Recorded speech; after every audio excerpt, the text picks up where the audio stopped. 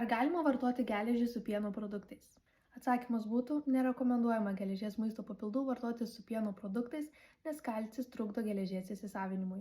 Jūsų klausimas kodėl? Nes pienas, sūris, jogurtas ar kiti pieno produktai turi savo sudėtyje daug kalcio.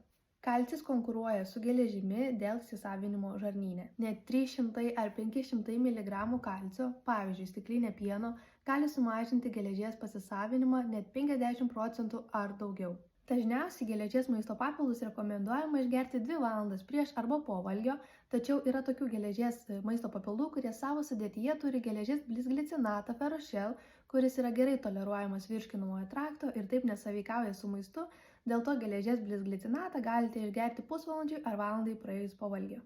Patarimas. Vitamino C šaltiniai, tokie kaip apelsinų ar citrinų sultis, gerina geležies įsisavinimą. Todėl geriant maisto papildus su geležimi į stiklinę vandens galite įsispausti citrinų sulčių, tai pagerinsite geležies įsisavinimą.